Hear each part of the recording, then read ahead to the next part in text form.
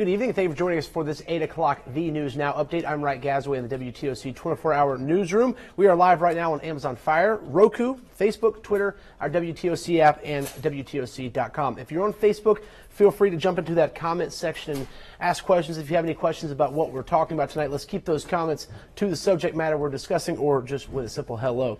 Thank you so much for joining us. We'll jump right into the news. We have a lot of developing news we are following all across our viewing area. The first one comes out of Savannah. We are continuing to follow news regarding Savannah City Manager Rob Hernandez. Today we received word that Hernandez is one of 30 people who is a finalist for a job as the city manager in Brownsville, Texas. Alderman Julian Miller tells our Danielle Lewan he was informed that Manager Hernandez withdrew his application this morning. However, city staff cannot confirm that for us. You're looking right now at a statement Hernandez released today about this decision. He says, quote, "What I do want is to work in a community that wants to work with me. I am not sure that is currently the case. Amid a sustained level of criticism and uncertainty, I have considered opportunities outside Savannah. While I have no desire to leave, I did feel it was a prudent move for me and my family." Alderman Miller said very frankly this afternoon the city of Savannah needs Rob Hernandez. He says crime numbers have decreased. There's a better work ethic in city staff members, and for the first time in decades, the city has a strategic plan moving forward. He also says Hernandez has received an extremely hard time from both the community and other elected officials, so he understands where this is coming from. Take a listen. He has been everything we asked him to be, and he's done everything we've asked him to do, and then some. I would hate to see him go, but I would understand, given the pressures that are on him now, if there's a better situation, why would we not look at it? Hernandez was not immediately available for comment this afternoon. We will follow this story throughout the rest of the evening and in the coming days as we try to get a hold of Hernandez. In the meantime, Danielle Lewan will have much more on this tonight on The News at 11. We are also following some breaking and developing news here in Savannah. Savannah police say one person has died after being shot earlier this afternoon. They have not released that victim's name yet. Officers responded to the shooting call on Tooten Avenue. That's between West Bay and Hudson Street. This was around 2:20 this afternoon. They found that man suffering from multiple gunshot wounds there in the street. He was taken to the hospital where he died. As soon as we get more information about a possible shooter and about this victim, we will pass that information along to you as well.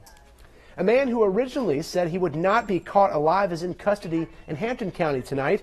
The sheriff is thanking the dozens of police officers and sheriff deputies who helped catch Jay Ruth. We broke this story for you last night. Deputies say the chase for Ruth started around 7:30 last night when they were trying to arrest him on a kidnapping charge. Ruth hit and injured 4 Hampton County deputies during this chase. The main thing tonight, though, they're thankful it ended with no one else getting injured. Ruth had made that reference to not getting caught alive. This all started when Ruth ran from a deputy trying to pull him over on 278 near Tinkertown Road. Eventually, Ruth drove up Altman Road where he went into a yard and around a house. This is all according to SLED agents. They say when he came back around the house, Ruth hit 2 deputies in the yard and then another one who was in his stop patrol car in the yard of that house. Ruth went up Altman, broke into a house, and stole a van. Another deputy then confronted him there and tried to get Ruth to give up. We're told that deputy was hit as well by Ruth. A Varnville police officer who saw all of this then drove up on the scene, jumped out of his car and fired one shot into Ruth's stolen minivan. We are not sure if Ruth or that car was struck. All 4 deputies who were hit are out of the hospital tonight. Sheriff T.C. Smalls praised the massive response from surrounding agencies in the aftermath. Take a listen. It just shows that you can get a lot done when agencies come together and everybody participate. And it just wasn't just one agency, it was a lot of agencies that involved that caused us to have a resolution peaceful to what we end up with. Now, SLED is investigating the 2 crashes involving those deputies and that Varnville officer involved shooting. We do expect new charges to be filed against Ruth. However, we're not sure when that will happen. SLED agents and prosecutors will decide on what those charges will be. We'll turn to some good news now. Just because school is out doesn't mean kids have to stop learning. A group of students learned about potential career paths today while also seeing some cool cars. Tim Guidera takes a look at Savannah-Chatham Public School System's Operation 15 Camp in today's Good News. Around the lot at J.C. Lewis Ford, some area students got to look under the hood at how a car dealership really works. Well, it's what my dad mainly told me. He told me experience is the best teacher. Members of the Savannah-Chatham Public School System's Operation 15 Summer Camp visited J.C. Lewis in Savannah today, and while they were too young to be shopping, it was not too early for them to learn about the professional opportunities in the industry. We've got everything from service techs to sales professionals to accountants and bookkeepers, right, to show people, give these kids an opportunity to experience kind of the full gamut of what we've got to offer. The Operation 15 camp organizes field trips so students can interact with local businesses and learn from business professionals. J.C. Lewis invited the camp out as part of its new J.C. Lewis Serves program, which in its first year is focused on giving back in the area of education.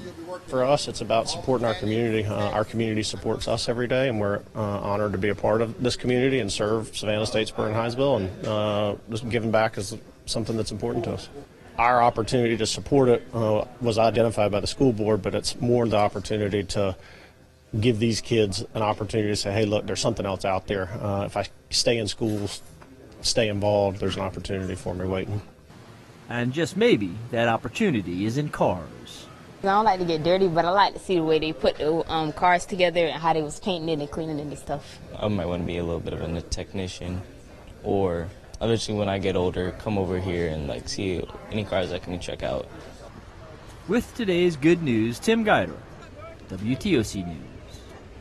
Okay, that's going to do it for us right here. I'm looking through these comments, mainly just a lot of people saying hello. So thank you so much for joining us. We appreciate y'all's commitment to watching us on these digital platforms. We will have much more in a digital update at 9 o'clock with Jamie Ertl. She'll talk about the weather and what we can expect. And then Danielle Lewan will give you another report on the news tonight at 10. And then I hope you join us tonight at 11. Danielle, myself, and Jamie will have the very latest for you. We'll have much more on some of the stuff we discussed tonight as well as so much more. So we hope to see you there. Until then, have a great night.